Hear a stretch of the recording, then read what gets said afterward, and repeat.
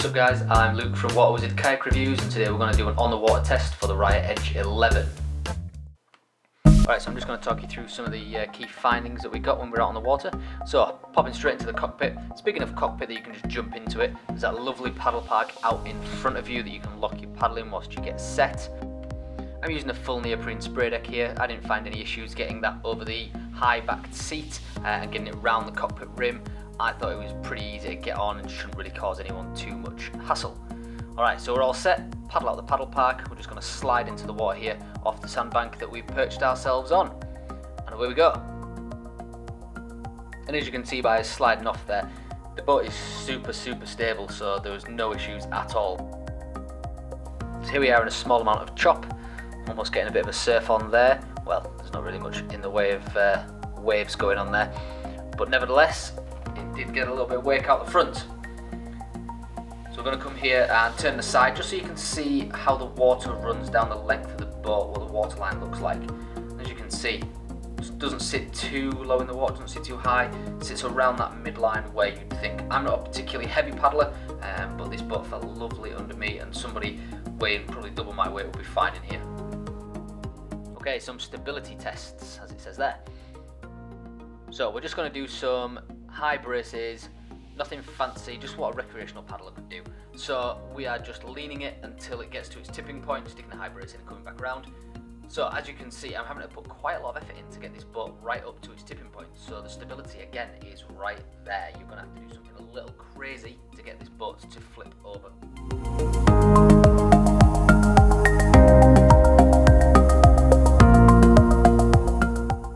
Okay, so flat turning. So we've got the skeg up and we are just going to spin 360 degrees. We're not going to do anything special here. We're just going to keep the boat nice and level, no edging or anything like that. And we're just going to spin it round with forwards and backwards strokes. And as you can see, it spins nicely. If you've got really quick paddle strokes on here and being pretty leisurely, then you'll be good. This is with the skeg down, again turning 360. And it still turns nicely even with the skeg down.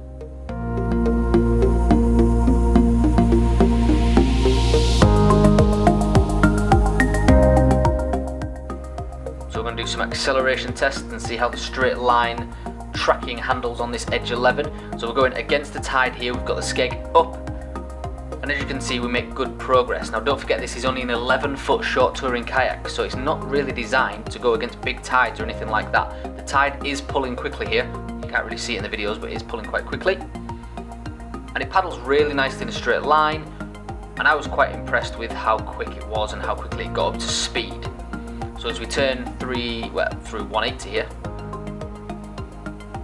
we're going to pop that skeg down and go with the tide. So obviously we're going to make quicker progress here, but you can see the straight line tracking with that skeg down is very good, and we make good progress with the tide, really flying along here. I was very impressed by this section of our test.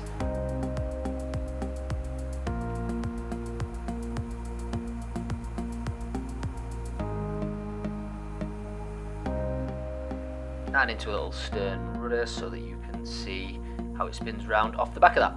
So pop the skeg up there, and we're going to do some backwards paddling, because let's be honest, we all get bored forwards paddling sometimes, and this boat goes very nicely backwards. It goes almost as well backwards as it does forwards. Again, skeg up here, so nothing helping out. Very easy to spin, just very playful. Rescue and recovery, everyone likes a rescue and recovery. Here we go, over we go, like we've failed a roll, and we're just getting out of the kayak, collect our paddle, and we're actually just going to swim this to the bank. So this obviously will take a little bit of time. Most regular people will spin this boat the right way up and push it in so that you're not trying to drag the cockpit and all the water that's in the cockpit through the water. When you're swimming, it makes life a whole load more difficult. But making things difficult, as we love to make a good test, yeah, actually got to the bank alright. I won't show you it all because it takes a little while, but as you can see there, we are making some good progress swimming towards the bank.